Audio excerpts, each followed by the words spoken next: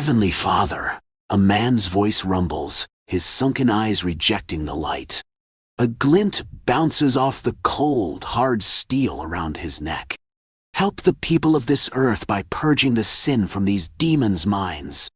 I watch the cross's glint, its ephemeral figure carving around the symbol's four edges before wafting away as the man steps out of the window's light. There is a clattering in the distance before he can carry on with his words. The man turns slowly, his eyes landing on a felt candelabrum. It lays helplessly on its side, wax pooling at all the wick's glistening feet.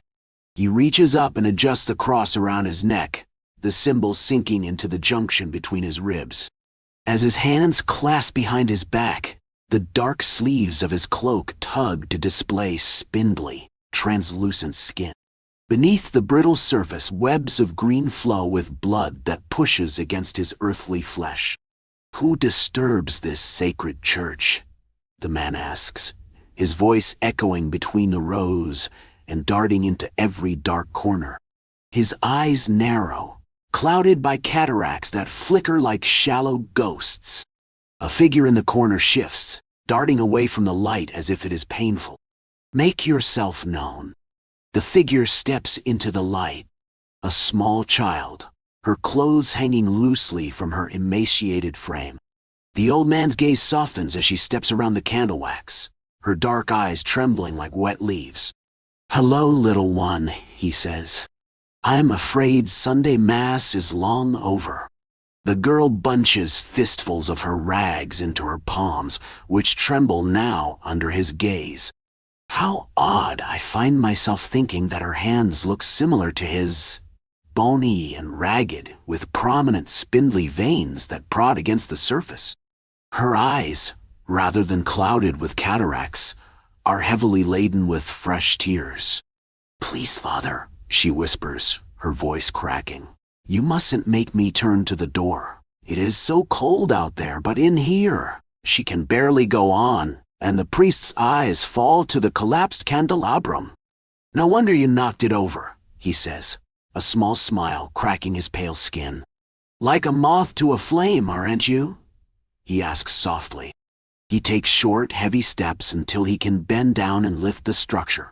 The edge of his shoe dips into the molten wax, and it dries there, a thick fog over the shadowy leather. A tired rasp leaves his lips as he attempts to rise from the floor, candelabrum in hand. The girl watches, worrying her lower lip as he struggles to stand, causing her to step forward and lift one of his arms over her head. The priest chuckles at the motion, for it does little but support his one arm. He grabs a chair and hoists himself up before patting the girl's head. The motion disturbs her inky hair, tousling it into her eyes.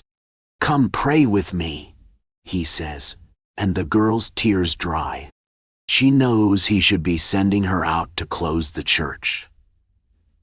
The townspeople may not like the decision, but it is best when night falls, considering the recent attacks.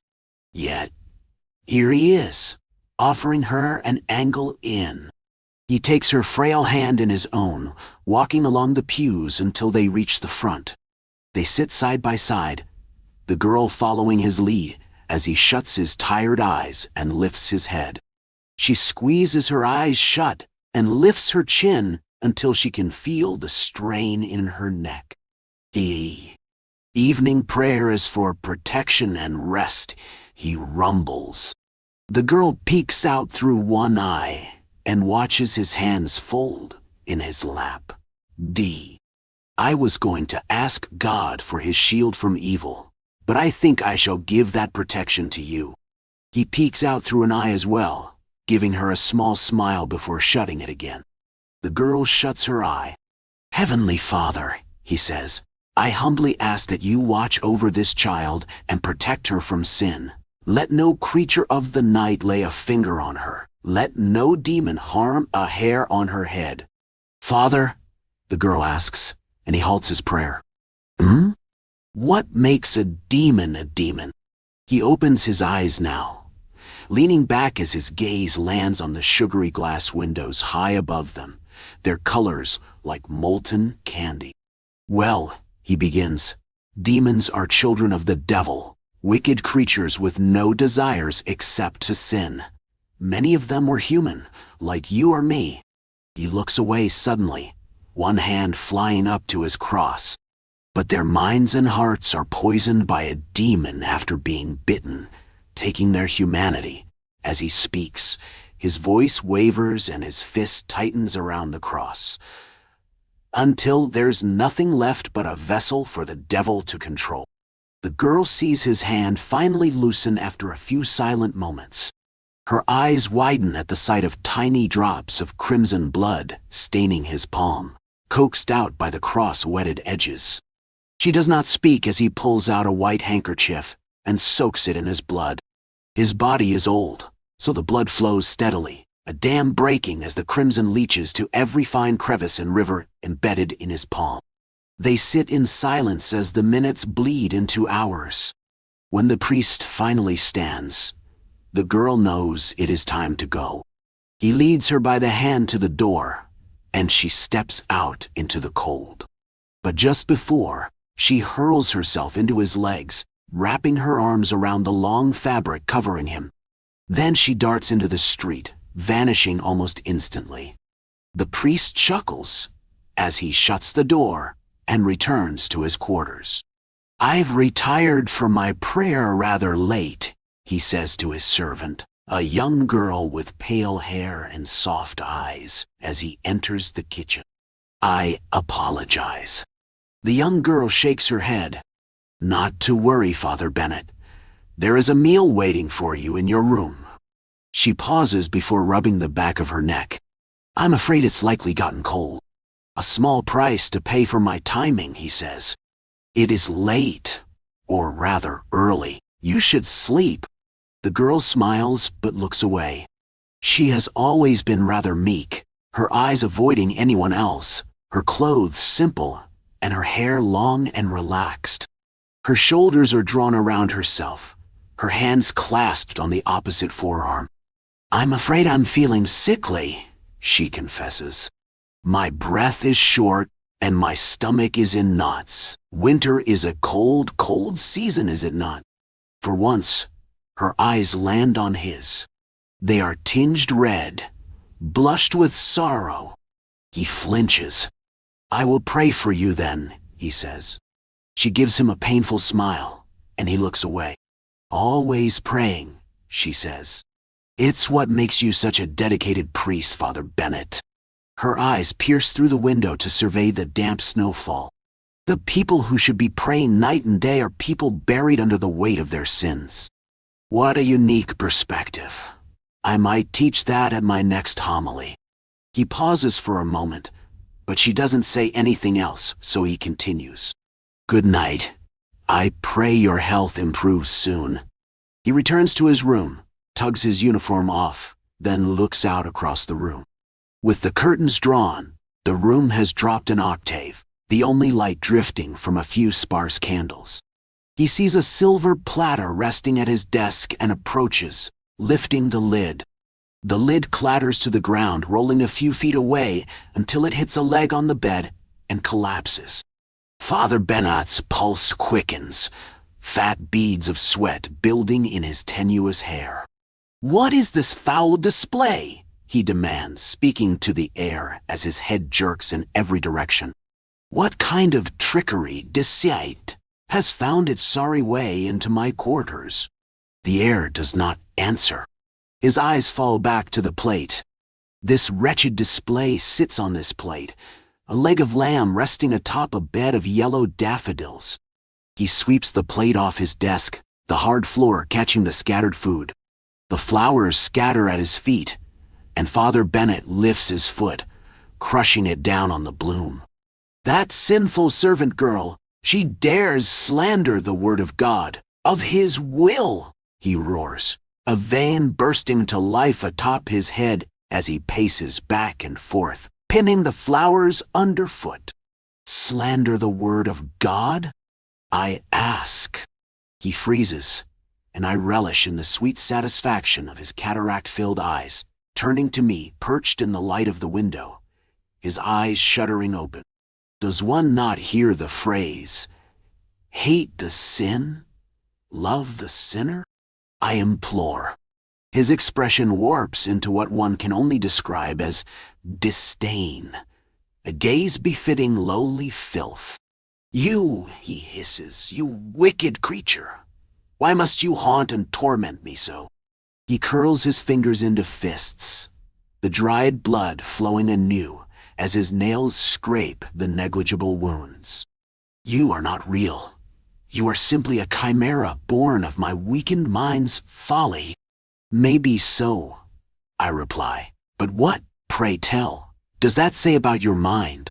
Do not lecture me on mortality when yours was stripped from you, he snarls, marching forth. The blame does not fall upon me for your transformation. I followed his word and will not be bedeviled for it. I remain quiet for a moment, my gaze settling on his. You've grown old, my love. He stiffens. It happens to us all. When you say all, I drawl. You refer to humans, that is, those of them that survive. That little girl should fail to make it through the winter, it is almost certain. It is a pity. I prayed for her. So you did. His eyes narrow as his teeth clench. Did that servant do this? He demands, gesturing to the scattered meal and the flowers. Did you put her up to it? It is as you said, my love. I am a hallucination. I cannot interact with her. My eyes soften as they fall to the yellow daffodils, my favorite. It appears she uncovered the truth. You knew you could not hide it forever. You'll burn eternally for this, he utters. My eyes cut sharply to him, my lids dropping like scythes. It would not be the first time I have been burned. You made certain of that. There is a knock at the door. I turn to look as he does. My lips carve into a smile. The time of judgment has come, I say, vanishing before he can look upon me again. Father Bennett, a voice calls. There was a hunt. They found 2 creatures, but one of them is still alive. He stares at where I had been moments before, shaking his head. As he turns and pushes the door aside, he regards the deacon who came to fetch him. Do we have any clues as to where the creature has fled to? He asks, turning back to his room to swiftly tug his uniform back on. The deacon's eyes flicker and widen. I'm afraid that's not the pressing matter, Father, he utters. Father Bennett's eyes narrow. Speak as you lead me, he demands, both setting off down the hall. There was a creature. It was turned, its conscience chipped away by the devil's chisel. It is dead. Good. But it bids child before its final breath. Father Bennett inhales sharply. Father, we do not know what to do. How do you mean? Father Bennett asks. It is a child, the deacon cries. Not a child, Father Bennett corrects. What you see is the devil in a child's empty husk. Do not be fooled by its deceit. We must carry out God's will. They cross the threshold of the courtyard, their steps in line. Father Bennett reaches the double doors, flinging them open as the church's glow bleeds into the courtyard, coating the foliage with simmering ember colors. At the front of the pews, a group of priests are circled around a child. I watch Father Bennett's reaction to the girl, her familiar dark hair and rags striking him through the heart and wrenching the breath from his lungs. The men turn to him, their gazes artless and expectant. I settle over one's shoulder, peering down at the child at their feet and her transformation. Her white scleras have gone obsidian black, her hair inkier than before, and her skin translucent. She looks up as Father Bennett approaches, relief flooding her quivering limbs. She lifts her head with a shaky smile. Father, she says, her voice a weakened stream filled with rocks. I lean down, resting my hands beside her head as Father Bennett's gaze befalls her expression. Here, I say, is judgment. I raise my hands to his face. He is not looking at me. He cannot see me when his mind is so clouded by perplexity and anguish. I am not a demon, the girl pleads. You said it yourself, Father. They are wicked creatures with no desires except for sin. I do not wish for sin, Father, only to live. The men around us warily steal glances amongst themselves, the maelstrom of thoughts evident on their juvenile visages. Father Bennett's jaw is set, his eyes wide and broader still, peeled apart like a pomegranate. He looks up, his eyes landing on me. For a moment, I watch the cataracts in his pale eyes vanish, fog lifting. Then his eyes continue their path upward, higher still, to the ceiling. Then he grips his cross and sets his spare hand atop her head. A monster wishing to live is sin enough, he rumbles. His words fall like a guillotine over the empty pews. My hands lower from his face, falling instead to the blood on his palm, hidden beneath his curled fist. Show them, I say, my words salted bitterly on my tongue. Show them, I roar, knowing it falls on deaf ears. Show them your sin. You hide it in your closed palm, while your open one commands death like a dog, but I know sin laps at your blood behind closed doors. That cross demands it. Yours, hers, mine. When does it end? The flow of my wrath doesn't stop. Not when they haul the girl away. Not when they erect a pyre to tie her to. I continue to shout in his ear, even as he looks away at the toss of the struck ember. Does it end when we die? I whisper in his ear, wrapping my presence around him like a vice. I am on his arm, his heel. I am lying across his collarbone. Here I am, a conjuring of your guilt, of your shame. I am a mockery drawn of your greatest love, and even that is not enough to command mercy from your blackened heart. My breathing slows as the fire spreads. Its glow is an oasis shimmering in his cataract-filled eyes. I watch silently, my anger staved, if only by anguish. The silence amongst the men is sharp and carving, even with the girl's ragged screams wrenching from her raw throat. As they disperse when the fire dies, I can see it follow, nipping at Father Bennett's heels as he retreats to his room. He kneels atop the crushed yellow daffodils, pressing his arms to the floor. Heavenly Father, he begins, his voice shaking as grief overcomes him. Help the people of this earth by purging the sin from these demons' minds. The leg of lamb is still on the floor, cold and forgotten. My eyes grate against the scene. You may have taken my life, I utter, but it is you who will suffer. I will drive you mad, twist your mind from the inside out. I will strip you of your humanity until you are as empty as you claim us creatures of the night are. You will see. I step past him, staring at a yellow daffodil before shutting my eyes and inhaling long and slow. His mind is unraveling by the day. The whispers of my presence, the daffodils, the fear in his eyes upon hearing a startling sound, it will be his reckoning. Like a tree, I whisper. Like a tree, I will root myself so deeply into this place that you cannot stomach the sight of it. I will ruin you. That is my revenge. I vanish knowing I will return again, and again, however many times it takes.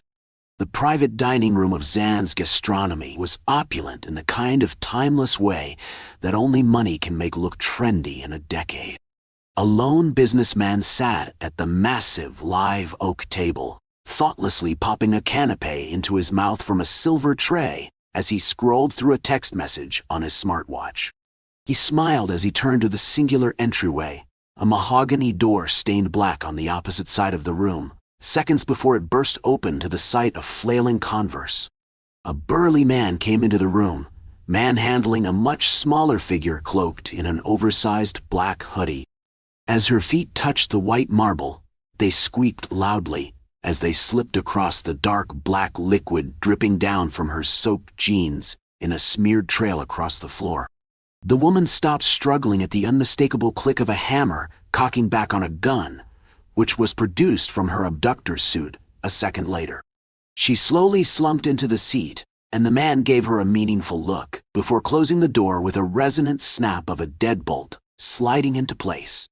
The diner curled his nose at the stench rolling off of the woman as she was deposited into one of the crushed velvet chairs, but almost instantly recovered to offer a Cheshire grin. "Ah, Miss Imogen Jones, so good of you to make it," Mr. Grant said. Imogen stared daggers at the man sitting across from her. "There's no need to look so hostile, Miss Jones. After all, I assume it's not every night you get to enjoy world-class French cuisine. Henri is making our meal for us, personally, you see," Mr. Grant said. After several long seconds, Imogen tried to speak, only to devolve into a coughing fit that left her reaching for a napkin. Pulling the white cloth away, she carefully folded the crimson stain to hide the incriminating mark from his laughing eyes. Clearing her throat, she spoke with a harsh rasp. "Enjoy is a strong word. There's the wit that got you those hundreds of loyal listeners," Mr. Grant said. "Please, have some water, so this doesn't turn into a soliloquy." Imogen eyed the water in front of her distrustfully. "We are in my private restaurant, Miss Jones, one that comes with several industrial-grade processes more than capable of disposing of a body. If I wanted you dead, there would be precious little you could do about it. Your viewers would never get an ending to your story. You'd become the mystery," Mr. Grant said. After a long moment of consideration of the water in front of her, Imogen reached across the table and grabbed Mr. Grant's water glass, eagerly gurgling and then spitting out a slurry of black and red muck into her own. Mr. Grant raised an eyebrow. "Of course, my offered refreshments come with a cost," Mr. Grant said. "They always do with people like you," Imogen said between gulps. Mr. Grant smiled sanguinely before continuing. "Yes, I suppose they frequently do, don't they?" Mr. Grant said. Imogen greedily gulped down the rest of the cup. Looking up at Mr. Grant from where she had hunched over the table, he seemed unconcerned as he grabbed another hors d'oeuvre from the two-tiered serving tray that sat to the side of them. Straightening up as much as she could, she let herself breach the silence. "Well, what's the price of this little chat?" "Well, I would like to know about your show. I've become quite a fan recently. Almost as much of a fan of you as you've become of me, I dare say. You want to know what I found? You're worried. If I were worried, your corpse would be fattening the future bacon for the tartiflette. No, I'm merely curious as to what trail of breadcrumbs you followed to get this far. It's not like it was hard, if you connected the dots. Bullshit. I would recommend telling how you knew what you did about my family before I am no longer the one asking the questions." Imogen paused, considering her options for long enough that Mr. Grant had the time to grow bored of the canopies and pull the cloche off the plate between them to reveal the sight and smell of a traditionally prepared ennuyette. Imogen's stomach turned slightly, although from the rich smell of wine or the reminder of the scent of offal, she couldn't immediately determine. Turning to her captor, she spoke once more.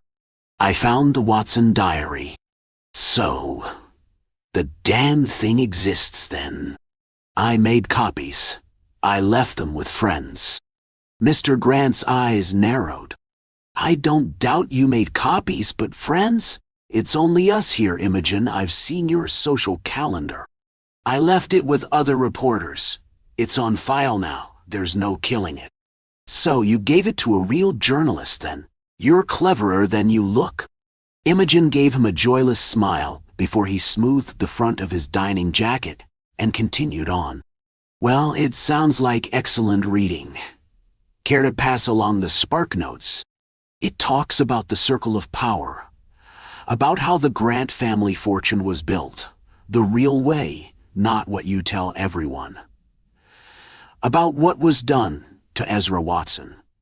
And from there, it wasn't hard to figure out what led to Watson's mysterious disappearance.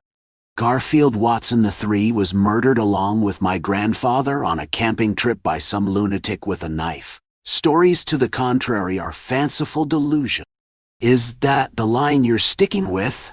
Because I've been to the Silver Room. Mr. Grant sat back as he chewed thoughtfully. Intriguing. I suppose there's more to your present state than just the ride over. I only got knocked around a little by my ride in the trunk, thank you. Your goons were perfect gentlemen. Mr. Grant smiled coldly. The goons prefer the term private security contractor these days. Well, whatever they call themselves, I know what I saw in there. And what precisely did you see in that cave, Miss Jones? You don't know. I generally take a dim view of things that would have a deleterious effect on my health. After all, it's a bit easier to translate a modern fortune into true power through the stock market these days than it is to go chasing after gremlins and magic spells in the middle of cancer clusters. So no, I haven't been to the actual cave in person. So, you know that the people who get sick in the town are because of the mining company Daddy gave you to kickstart all that frugal investing. Mr. Grant took a long drink of wine before speaking. The EPA doesn't prosecute based off of fairy tales, Ms. Jones. Please find something more credible to threaten me with, if you choose to go down such a dull avenue of conversation. I think the civil suit is probably what worries you more. Civil suit? That cancer cluster you mentioned. It's not really cancer, is it? At least not most of it. I talked to the doctors, checked what was being prescribed. It was antifungal medication. You're telling me that the story you're running with, the one that will ruin me, is that my grandfather thought he was a wizard, opened up a cave and infected the town with fungus? And your damning evidence is what? An uptick in athlete's foot cream. Your grandfather knew he could use what his failed mining operation uncovered, and he didn't care who he hurt to make it happen.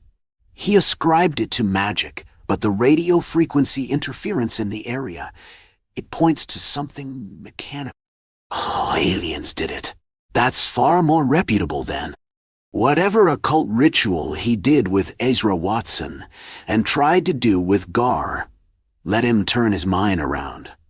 Only he had to keep going back to that cave to make it work. Silver started pouring out of that mine at an absurd rate, right at the same time as the ritual happened. The timelines are damning, but a lot of the outside... Imogen thought she saw a flash of emotion cross Mr. Grant's face before he smiled thinly. He almost spoke before taking a sip of wine. I think part of that thing might have come back out, Mr. Grant, Imogen said. And you think parts of that thing broke containment, how exactly? Mr. Grant asked. The miners carried it back to their families on their work clothes. Miners who didn't need to be down there because they were just hauling up limestone rocks. The refinery was a sham, wasn't it? He got the silver from whatever he did down there, and then used the refinery to hide how he got it. So my grandfather exposed the mine workers to a fungal infection from beyond the stars to hide his crimes of the occult. I think your father tried to do it too, but something went wrong. The mine closed suddenly, just before your father took a trip to Europe all by himself. Except I don't think it was for sightseeing. Oh? It was so he could figure out what went wrong. He became obsessed with it, tried to get better information through occult circles more far afield. But he failed, and you know the result. Now who's willing to cross the line of criminality to get records they aren't entitled to look at, if you know about all of that? Just guesswork, actually. But I assumed you'd remember why your dad wasn't there for your 10th birthday. Mr. Grant's eyes narrowed as he picked up the steak knife from the table. Imogen stiffened at the movement.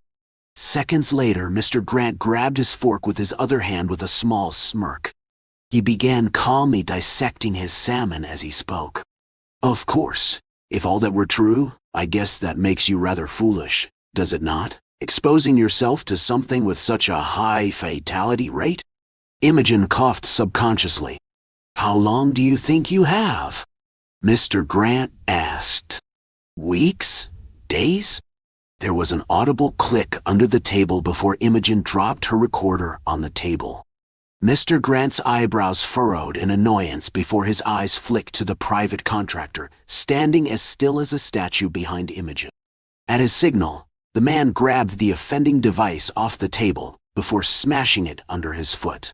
Imogen casually regarded the smashed device before grabbing a canapé off of Mr. Grant's plate and popping it into her mouth.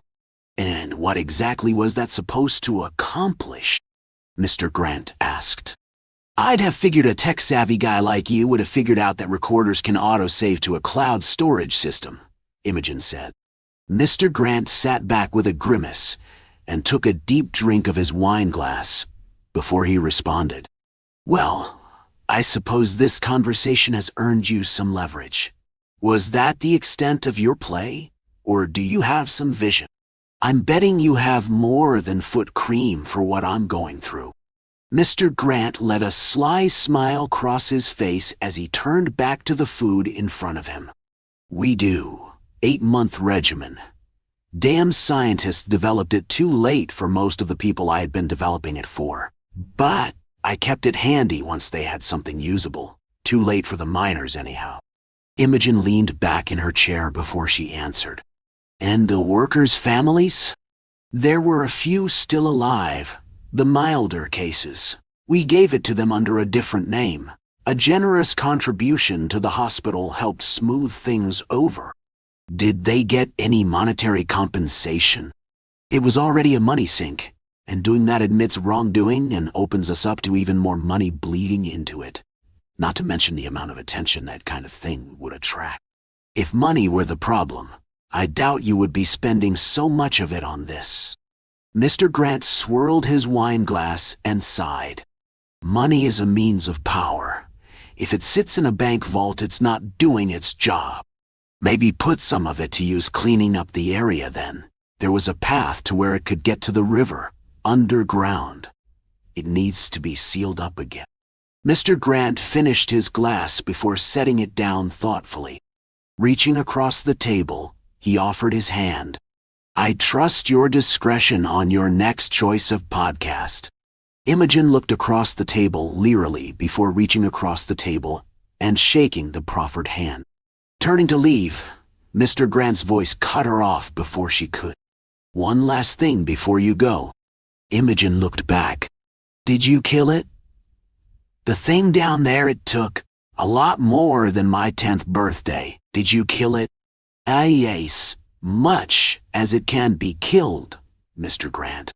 Mr. Grant nodded. The goon will show you out, Miss Jones. Madness engulfed him. It seized his thoughts and actions, and before he could stop himself, he thrust the silver serrated blade into Sarah's chest. He gripped the blade with both hands, even as his heart quailed at the irredeemable act of attempted murder. The feeling did not last long. His face curled in a snarl, and with a pitiful, inarticulate cry he stabbed and stabbed until Sarah's lips were blue and her chest drawn tight as she gasped for breath. A sharp, hot stitch caused his breath to catch in his throat. You bitch! He gazed down, shock and clarity both freeing him and dragging him back into a fugue. His eyes did not at first translate what they saw.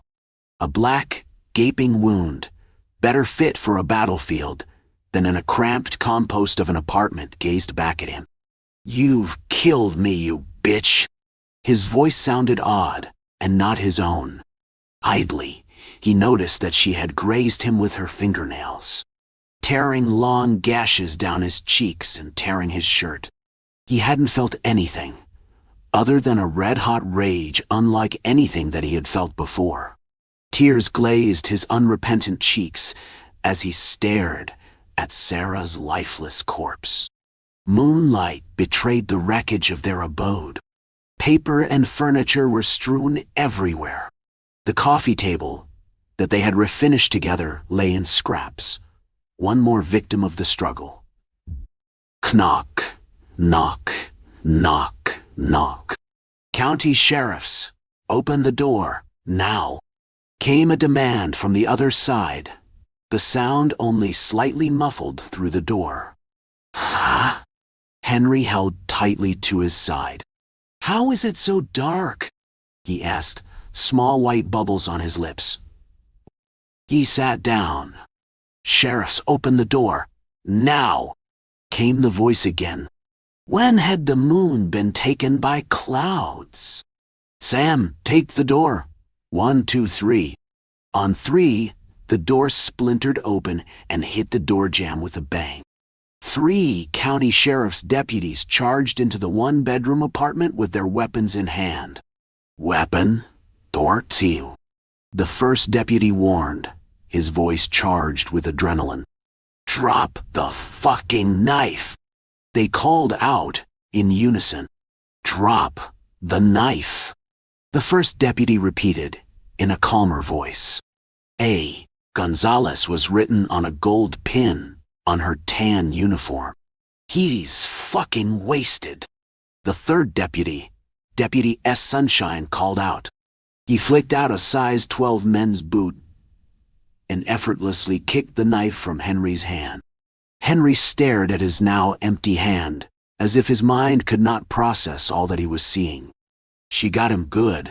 Deputy G. Char, the second deputy said, and she holstered her weapon. Her gaze flicked to the butcher knife curled in Sarah's lifeless hands, stained crimson to the hilt. Should we handcuff him? Deputy G. Char eyed Henry critically, the small white bubbles having turned a pinkish, ominous shade. Henry toppled, his hands soaked, a mixture of his blood and Sarah's. Fuck, he attempted to say, but the effort did not make it past his lips. Deputy Sunshine chuckled. Guess we don't have to. He bent down to inspect Henry's wounds. I'm dying. I'm fucking dying. That bitch. Why? His hopes were high as the deputy bent down, presumably to assist, but instead he placed 2 long fingers into Henry's bleeding wound. He did not smile or laugh, but Henry recognized the amusement in the deputy's eyes as he pushed his fingers deeper and deeper. Henry could hear the deputy's fingers as they made a squishing sound. His mouth opened to scream, but the deputy's hand covered his mouth. Third time is a fucking charm, the deputy whispered, low enough that only Henry could hear him. I've had enough of trash like you, and I'm tired of you scumbags wasting everything. Do you like to hurt girls, you little shit? Deputy S. Sunshine smiled. The light never entered his eyes. I like to hurt girls too, or, well, little bitches like you. He smiled, and Henry's mouth gawped, just as Sarah's had a few minutes prior. This one's gone too. Deputy S. Sunshine lied to his fellow officers with a smile. I'm not dead. Sarah, please, he managed to say before the officer's eyes turned hard and cold.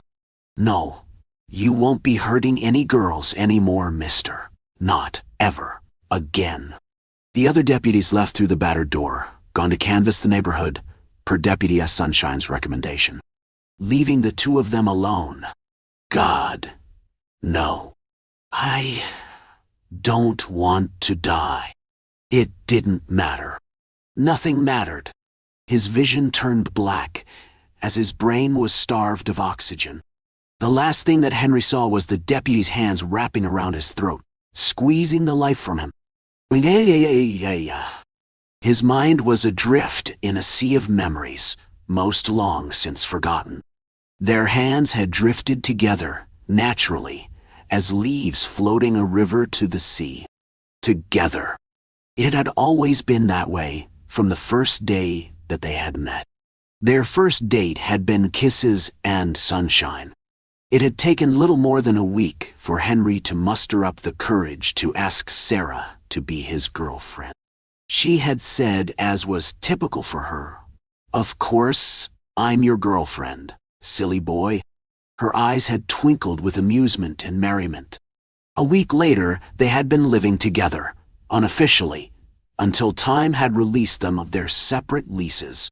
It was bliss. Henry had thought it all normal. Sarah had been perfect, and never like the other girls. No, not Sarah. Sarah had been light and sweet. Together they had been that annoying couple, the one always sharing inside jokes and laughing at the things that could, he would admit, be considered annoying. Someone was perturbed at their bliss. That someone was Esme. She'd been obsessed with him since they had been in the second grade together. Had Henry ever returned her care or loving remarks? No. He had never noticed. At first, she had pretended not to care. A man could not have that power over her. She had lied to herself. A man could never own me, she had thought. It had only been in the last several years, as she had watched them bloom together, that she had realized something. She hated Sarah. She hated her blonde hair and her perfect complexion. She hated her kindness and how she was always looking out for other people, even strangers. Smug whore. Soon, the love that she had for Henry had become something else, something twisted and false. She had hated him. Where did that come from? Henry voiced the thought. He wasn't sure whether he was confused or terrified. A soft tinkling laugh echoed Henry's thought. "We're in this together now, aren't we?" He heard, in an intimate tone. Heard being a vague term. He didn't think that he had a body. He couldn't see anything. "Where am I?" he thought, and the voice answered, "Where you belong. Forever." Henry tried to leave. "Wake up," he urged. Cruel laughter met his urgency. "You belong to me now, Henry." She said his name like a curse. "Do you want to hear a story, Henry?" The voice asked. He thought it familiar, but could not quite place it.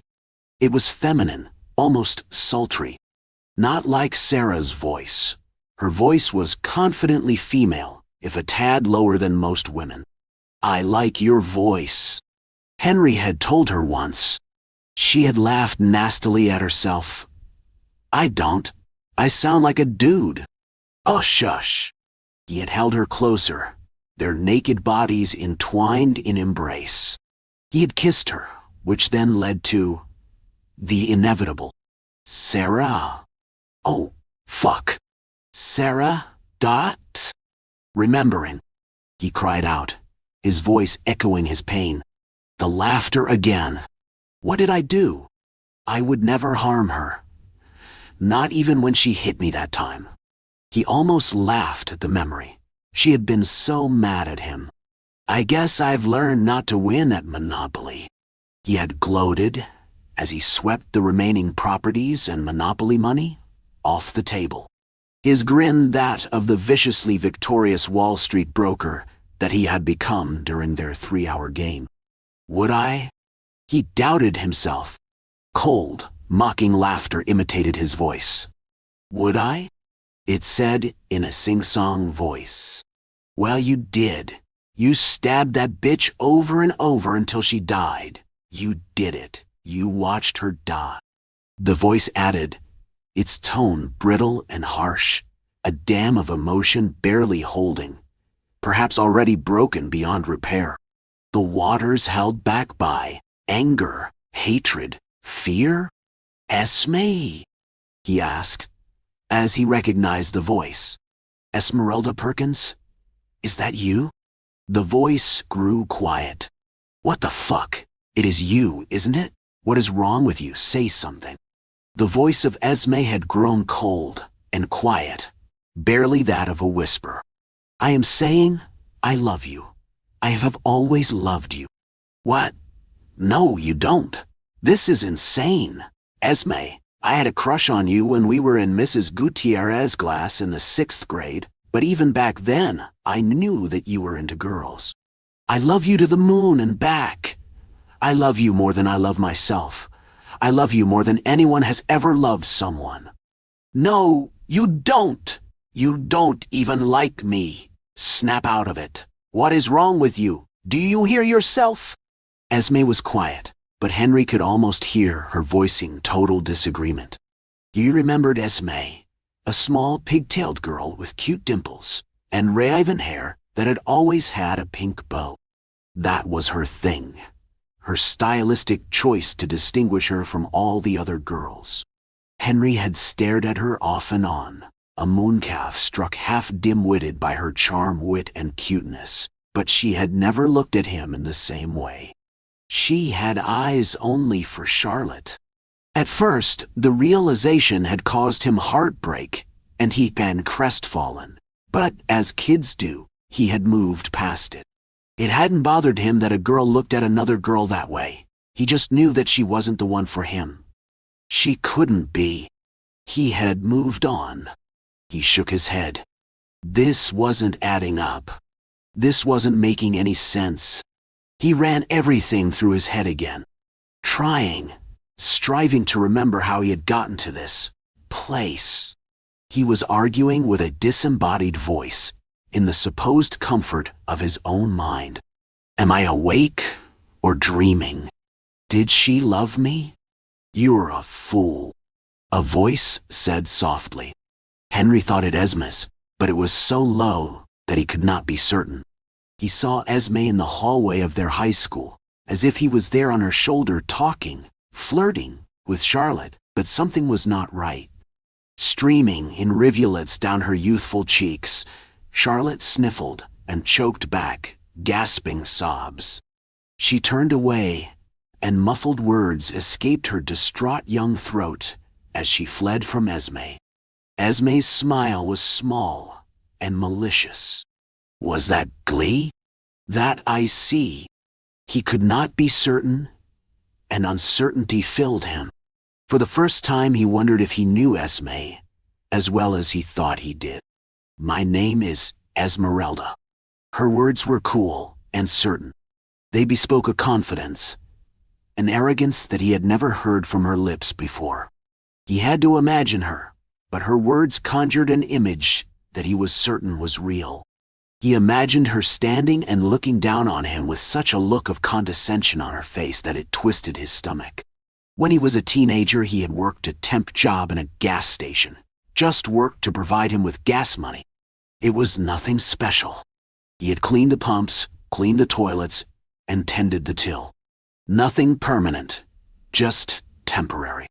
The way that people had treated him, and how they had looked down on him or through him, as if he didn't exist, as if he was beneath their notice. Subhuman, a primate amongst higher life forms. That was the look that he imagined she gave him now. What do you want from me? His voice betrayed traces of exasperation and fear. Don't show her fear. Some instinct told him that she was wild, cunning, but wild. Was feral the right word? It didn't matter. He knew to measure his words carefully. Everything. Her words hit him in the chest with all the force of a bucking horse. What does that mean? He thought that he knew. A part of him clutched at the words and was gripped by fear. It had held him in its cold, full hands. He felt himself slacken and slump. Fine, take it. I don't care anymore. You want to kill me? Do it. I don't matter. His voice had no fight to it. Defeated. Am I bluffing? He wasn't sure. Do you think that I want you dead? Grow up, Henry. If I wanted to kill you, I could. I could have pulled your steaming entrails from your gaping chest while you begged me to feed them to you. She paused, letting her words sink in. Whatever, you bitch, he said emotionlessly, his tone as dead as Sarah. He still saw her emerald green eyes, glassy and lifeless. It didn't matter if it was real or not. It didn't matter if he had meant to. Sarah was gone. Dead. His heart stopped beating when hers did. Bitch. You're close. So close. She cackled. I know you're in pain. She crooned. It is beautiful. I can taste it. You really loved her, didn't you? Her voice reeked of disdain, and faintly, of jealousy. Yes, I did. I would never. His voice trailed off. Well, but you did. She finished. You did. By your own hand you blooded her. You made her suck at the air like a fish out of water. You murderer. You're sick. I know it wasn't me. Oh, she sneered. Have you puzzled together the truth? Has your feeble little mind solved the mystery, child? Her tone dripped of venom, and he smelled the taint of decay. He would have gagged, but it was a taint of more than the physical. Let me tell you a story, little worm. He imagined her sneer, marring an otherwise attractive face. She was an average pretty, but she had never been Helen of Troy. I always thought she was pretty, or at least that she should have been. There had been something about her that as he had grown older, that had both attracted and repulsed him. Now he could not avoid shuddering in revulsion every time she opened those slender lips. Her voice was nails on a chalkboard. It made him want to pierce his own eardrums with a sharp object. Long ago, there was a little girl, and she had a very important task. She paused to collect her thoughts as if she did not know exactly what she wanted to say. Inwardly, he rolled his eyes. He could tell that she was enjoying this. That little girl, she continued, drawing out every syllable and every word in a lecturing tone, was in a club, intent on collecting all their badges, and she did, almost, until there was one left. Let me guess, it was the crazy how to be a bitch badge. He laughed. It was isolated, lacking all emotion. A rock toppling down a mountain had as much feeling. Don't be a spoil sport, she pouted. I will give you a hint. You were the boy. The club was in fact a coven. My coven, he cried, the sound bitter. It's hard to fall in love with a crazy witch, dyke. He sensed rather than heard her disapproval, but she did not rise to his bait. You saw what you were supposed to see, and all was as intended until your little girlfriend got in the way. So good of you to have taken care of that for me. He felt her eyes on him, and he felt trapped, pinned beneath their gaze. You're a real witch, you know that? She laughed, amused beyond the meaning of his hateful words. Yes, finally. You hit the nail on the head. I thought that you'd never guess. Men are beasts, stupid and dull. His heartbeat sped up. Finally, she's getting to the fucking point. He wasn't altogether sure that he was comfortable with what that point was, but at least the bullshit would be over with, and he'd be freed from this crap. Fool. Have you not guessed? She cackled, and appearing before him was a shell of a person. Loose skin, eyes of black malice, wearing a cloak of fingers and toes. She was as much a woman as a man is a rat, a creature of nightmares told in old tales. No, a witch, a black-hearted witch. You will be the trophy to my collection. She smiled. Sharp, carnivorous, and poison her appearance, juxtaposed between beauty incarnate and foul pollution. She held a finger to her lips, as if having a sudden thought. Something is missing. Ah, yes, you will both be a fine beginning to my collection. He heard a small, slow clap. Henry saw Sarah, but not as she should be. She shimmered, a faint luminescence surrounding her. After a moment, he noticed it around him as well. My little precious ones, you will be my crowning achievements. The witch crooned, and they dwindled and grew smaller, as small as mice. She raised the polished skull of Sarah to eye level, and licorice ichor dared to spill the rim. My coven will be pleased, she cooed. Her eyes brimmed with malevolent satisfaction as she eyed the contents. Mouse-sized, glowing were amidst the ichor, the souls of Henry and Sarah forever staring up, entwined in horror. How to cook your mother-in-law? Who has never dreamt of killing and making disappear one's mother-in-law? It is rarely, to say the least, love at first sight. It is more likely and usually an open raging war. But if you kill her, there is a body, and with a body comes a crime. You surely want to avoid that. No body, no crime. And what best way to make a body disappear than to cooking it? You will find below a recipe to cook an old-fashioned mother-in-law's roast. It may not be the most famous of the dishes, and you may not find it easily in a recipes book. But this is one of the tastiest meal you shall ever eat. Give it a try. This is a mortal dish. Hands-on time, from the stabbing to the roasting. Cook time, 3 hours. Course, treat.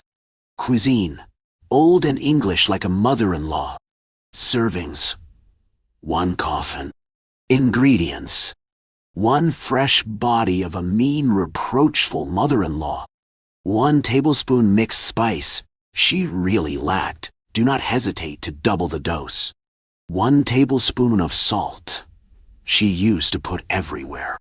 100 g, 1/2 cup of garlic. Zest of an unwaxed lemon, like your mother-in-law. Instructions. First of all, thaw out your preconceived ideas. Murder is sometimes the only option in the best recipe. When you have no other choice, you must act like it and face the task up. After you have met her, you have not gotten along well with the tyrant monster, and you have killed her. It is time to cook her, and to do it well. If your mother-in-law is 6 foot tall or even more, do you not forget to buy an even larger oven, so she can easily fit inside. The other option is to cut the body in several parts so you can cook them separately. This way, it is easier of course, but it can take more time. Make sure you have time, and you will not be disturbed. Begin by preheating the oven to 350 degrees F.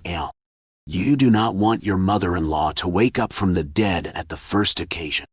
Make sure the temperature is hot enough to cook her very well at your very first try. The hotter it is, the faster you can cook her and make her body disappear. Never forget that, as unbelievable as it can appear to you, your loved one may love her, even miss her. Cut all the parts you need for a delicious marinade in a sauce. The fingers, the nose, the ears, which can be very tasty. The marinade. Add the chopped fingers in a marinade with spice, salt, and garlic. Feel it mix together under your fingers. If you are lucky and you have done a good job, you still have your 20 fingers and she has none anymore. Then, set the bowl aside for 55 minutes so the flesh can really take the taste of the marinade. If you like it bittersweet, like the tone she always used by speaking to or referring to you, do not hesitate to be creative with bitter and sweet flavors. After all, you have been creative with her death. She surely did not expect it. The sauce. Take the old skin and crumble it in a bowl. You can cook it separately if you want to make it crispy, or you can use the ears to make chips. Pour in the blood to make the sauce. Skin and blood together make a fine sauce to taste. Even the French may like it. Add to the mixing bowl all the remaining small pieces. Eyes, nose, little parts of her body. Mix it all together with the sauce to give it a certain countenance. Grease the legs to make them ready for the oven. The roast. Put the marinade and the sauce inside the body and dispose the pieces of the legs all around to make a beautiful roast to cook. She deserve it, does not she? Cook the whole meal for 3 hours. During this time, think about the time she first saw you and that disdainful look she gave you. Remember also the first present you gave her, an enormous bouquet of her favorite flowers, and a picture of herself with your loved one as a child. Remember how she put it aside like it was nothing. Finally, remember how she discovered your darkest secret and was about to expose you to the crowds, and how you managed to stop her for good, for once and for all. She had found out about your lies and was about to reveal the truth, the horrible truth, the unsayable truth. It was impossible to stay silent. Only she and you now know your secret. Even your loved one does not know, and they never could. It would destroy all that you have built. It would mean the end of your relationship, the end of your trust bond, the end of love, the end of everything. This you will not allow, and the only end you will allow is the end of the roast's cooking, and maybe of this short story, because all good recipes must come to an end. The alarm rings. Get back to the kitchen and open the oven. Fresh out of it is the end of all problems, the solution to all issues and arguments. Open the door and contemplate the rests of your mother-in-law, and her lips now forever sealed, as amazed as when you are stargazing. When the roast is cooked and fully ready, leave it to cool a little, and then slice it as strong as you can. Cut some beautiful slices and serve it to your guests. No body, no crime. Remember, stored in the fridge, the mother-in-law's roast will keep for a week. It also freezes well, just in case you want to keep her for Christmas, so she will be present for your beloved half. After all mothers-in-law love Christmas, or at least a beautiful celebration. And today is the celebration of your freedom. Cook your mother-in-law, and you will taste just a little bit of freedom, a little drop of calm, a little touch of heaven where she now belongs. Bon appetit. There is the ghost of an 8-year-old girl who lives in my attic. Not everyone who is haunted knows who haunts them and why, but I do. Dear reader, let me tell you, I know. And she is most certainly upset with me. My ghost has blonde ponytails and wears a pink Hello Kitty shirt. She has little jean shorts that go up to her belly button.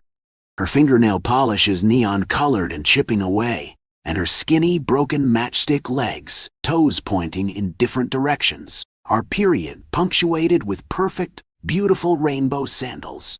She looks exactly how I remember her. From back then, when we were both little, back when she was living. The only difference now is the brain matter that is crusted in her hair. It looks like gray jello, and I know it contained the essence of who she was. Held her thoughts, held her memories, but I don't like to look at it. It makes me gag a little. I try to maintain eye contact and smile. Her eyes are still green, but she never smiles back. Also, her right arm has been shredded a bit, and her left arm hangs limp from her broken shoulder. All these injuries are the result of the accident. What are you saying? You don't think it was an accident? Because I told you that she is upset with me? How little you know, dear reader. My best friend has been up there for many years. That dark, dank space at the top of my house. The one you climb into from the hole in the ceiling. She won't leave. She can't. Don't judge me. Besides, I put toys up there for her. All of her dolls and their clothes are there. The little tea set with the chipped cups and brown pot. Even the race car track that she said she didn't like but played with constantly. I hear it. I hear those cars racing around that track. After she opens the trunk and puts the dolls away and drags that dead crooked leg back to the other side of the room. The rolling noises the cars make sound like cats screeching in agony. I think she does it to remind me she is there. As if I don't. Remember, dear reader, do not think me heartless for taking her toys from her parents. Those people were so sad and broken and could not look at her belongings. They were collecting dust, and she was so bored and noisy without them. I could hardly stand the groaning. Pillow over my head trying to block out the bellowing sound of anguish. Anguish only I could hear. My music too loud. My TV turned up. I had to leave all the time just so I could get away. The screaming was unbearable. Sigh. I do find her to be a bit of trouble. Even now that I am older, there are only so many doll outfits and brushes and race cars one can buy. She has quite enough already. So anyway, good grief. Stop talking about me like that. I am trying. Besides, it wasn't only my idea to go up on that bridge. She agreed. She told me she was into it. The recipe for the magic spell we found in the book from the library said we needed to be up high, and the bridge is the highest. We spent so much time planning it, collecting what we needed. I didn't expect her to change her mind. I didn't expect to lose my temper. She had promised. And just because when we said the words the moon went black and wind picked up, howling like the screams of the tortured, it didn't necessarily mean anything. It could have just been the weather. Reader, I know what you are thinking. I can hear your thoughts. The whispering. Stop whispering. And don't hold that word in your mouth like bile. Most witches are kind. Most witches are good. Most witches only did what they had to do and didn't hurt anyone. Although most witches are gone now. Burned. It was so hot. Stupid high-heeled rainbow sandals. My coven is broken. That's okay though. I have found a way to bring her back. A way for my best friend to be here with me again. I found it in that little dingy bookstore I visited last summer. The one with the brick walls and flowers and the pots and a little cobblestone entry. The spell's recipe is long. So many things to collect. I am working through the list, and I am getting so close. The hardest one to find was a body for her to have. And now I have it. Oh yes, yes, yes. The person using it did put up a bit of a fight, but he was no match for me. He pretended to be scared and sad, but I knew better. He was alone, and kids that are alone are unloved. Stop whispering. You don't know. He liked cars too. He told me. That's where I found him. In the toy aisle. His little shoes don't have rainbows. I hope that doesn't disappoint her. She will be comfortable in this body. I'll make sure. His one arm is broken a little, but it is better than all of the limbs being useless. Plus his brain is contained. No one wants to come back to life with brain matter jello on their face. What? Don't ask questions about how. How? How? How? I can smell you thinking about it. So dramatic you are, dear reader. He was alone. Once I am done collecting these last items. Some of them are so very hard to find. I will make sure everything is perfect, and my dear friend who I shoved off that bridge will come back to me. And she will forgive me, and she will forgive me, and she will finally smile back, and we will have a coven, and we will be together again. And we will be best friends.